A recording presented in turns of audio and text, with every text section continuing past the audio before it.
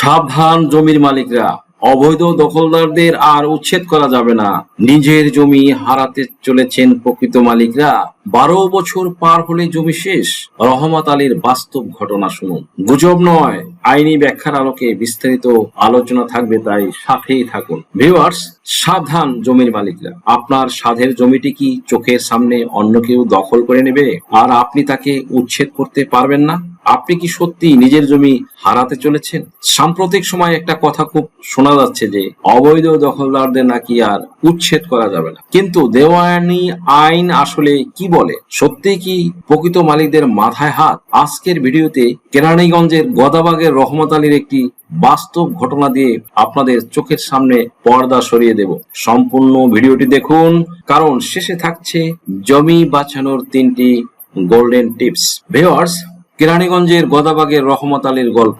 চলুন আগে কেরানীগঞ্জের গদাবাগ এলাকার রহমত আলী সাহেবের ঘটনাটি জেনে নেওয়া যাক। রহমত আলী সাহেব তার পৈতৃক সূত্রে পাওয়া একটি নিষ্কণ্টক জমি অলস ফেলে রেখেছিলেন। তিনি খোঁজ খবর নেননি প্রায় 12 থেকে 13 বছর। এই সুযোগে স্থানীয় এক প্রভাবশালী ব্যক্তি সেই জমিতে বাউন্ডারি দেয় এবং ঘর তুলে অবৈধভাবে দখল করে নেয়। রহমত আলী সাহেব যখন বিষয়টি জানতে পারেন এবং জমি ছেড়ে দিতে বলেন, তখন দখলদার তাকে সাফ জানিয়ে দেয় এই জমি আর ফেরত পাবে না। আইন এখন আমাদের পক্ষে। সুপ্রিয় দর্শক মন্ডলী, রহমত আলী সাহেব পড়েছেন চরম দুশ্চিন্তায়, কিন্তু দেওয়ানি আইন কি আসলেই দখলদারকে এই অধিকার দেয়? চলুন সত্যটা জানি।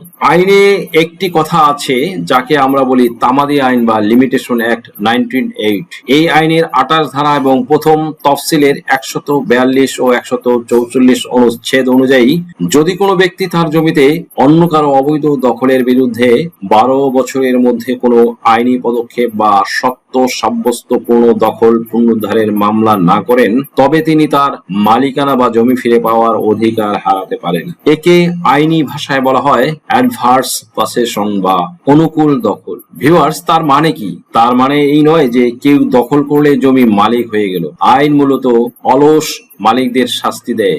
রহমত আলী সাহেব যদি 12 বছর পার হওয়ার আগেই দেওয়ানি আদালতের আশ্রয় নিতেন, তবে সুনির্দিষ্ট প্রতিকার আইনের, that means specific relief act এর আওতায় তিনি অবশ্যই উচ্ছেদ করতে পারতেন। তাই যারা বলছেন অবৈধ দখলদারকে আর উচ্ছেদ করা যাবে না, তারা আইনের অর্ধেকটা বুঝছেন। আপনি যদি সচেতন থাকেন, তবে পৃথিবীর কোনো শক্তি আপনার জমি কেড়ে নিতে পারবে না, যদি সেটা বৈধ জমি হয়। সুপ্রিয় দর্শক মন্ডলী, ভিডিওর শেষাংশে আপনাদের জন্য থাকবে 3টি গোল্ডেন টিপস, তাই ভিডিওটি স্কিপ না করে সম্পূর্ণ দেখার জন্য রিকোয়েস্ট করছি চ্যানেলে যারা নতুন, চ্যানেলটি লাইক, শেয়ার, কমেন্টস এবং সাবস্ক্রাইব করে পাশে থাকা বেল বাটনটি প্রেস করে দিন, যাতে পরবর্তী ভিডিওর নোটিফিকেশনটি খুব সহজেই পেয়ে যান। So let's get started.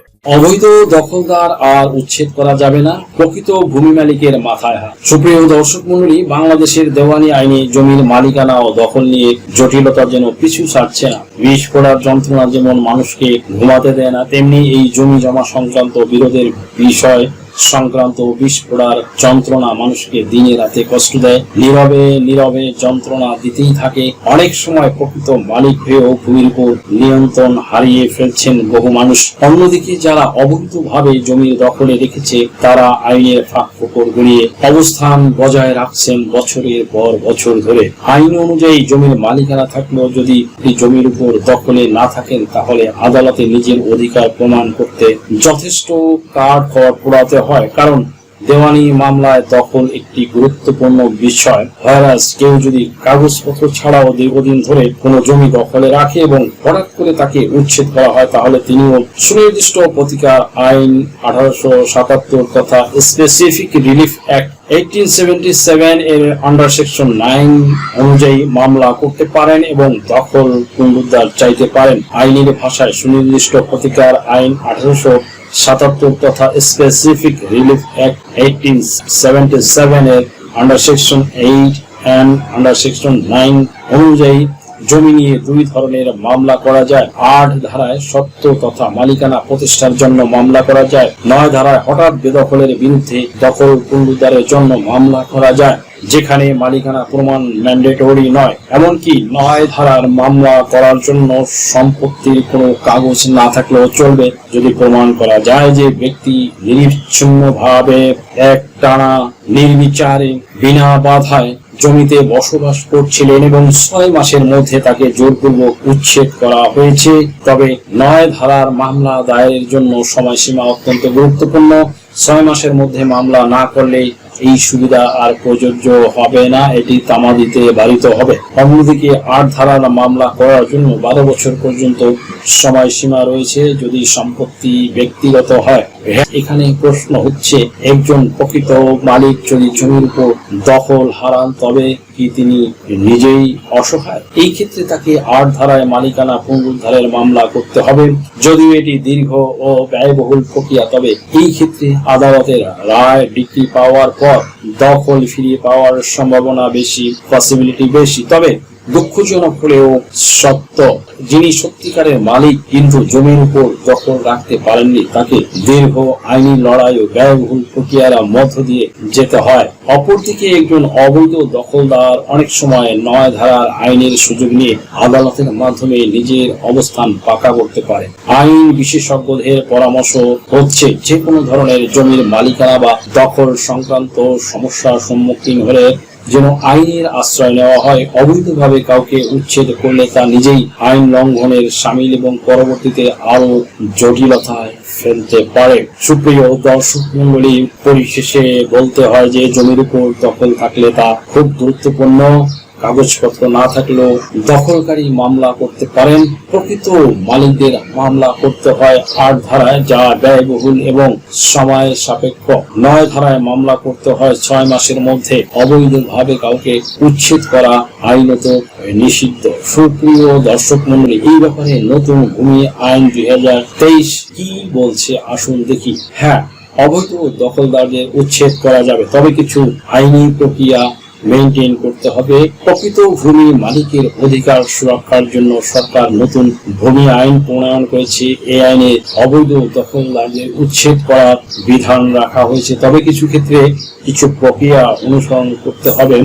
নতুন ভূমি আইনে বলা হয়েছে, কোনো ব্যক্তি যদি কোনো জমির মালিক হন এবং তার বৈধ কাগজপত্র থাকে, তাহলে তিনি আদালতের মাধ্যমে সেই জমির দখল পুনরুদ্ধার করতে পারবেন।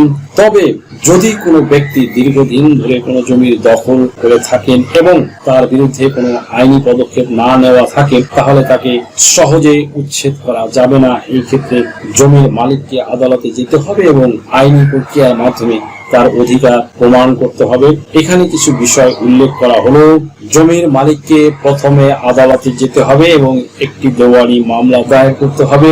মামলার শুনানিতে জমির মালিককে তার মালিকানার সপক্ষে প্রমাণ উপস্থাপন করতে হবে। 3 নম্বরে, যদি আদালত জমির মালিকের পক্ষে রায় দেয় তাহলে উচ্ছেদ কার্যক্রম শুরু করা যেতে পারে। 4 নম্বরে, উচ্ছেদ কার্যক্রম সাধারণত আইন শৃঙ্খলা রক্ষাকারী বাহিনীর পুলিশ দ্বারা সম্পন্ন করা হবে। 5 নম্বরে, উচ্ছেদের আগে দখলদারকে অবশ্যই নোটিশ দিতে হবে এবং তাকে সরে যাওয়ার জন্য পর্যাপ্ত সময় দিতে হবে। 6 নম্বরে, যদি কোনো ব্যক্তি আদালতের আদেশ অমান্য করেন তাহলে তার বিরুদ্ধে আইনানুগ ব্যবস্থা নেওয়া যেতে পারে। সো সুপ্রিয় দর্শক মণ্ডলী, ইটস দ্য ক্লিয়ার যে অবৈধ দখলদারদের উচ্ছেদ করা যাবে, তবে তা আইনি প্রক্রিয়ার মাধ্যমে সম্পন্ন করতে হবে।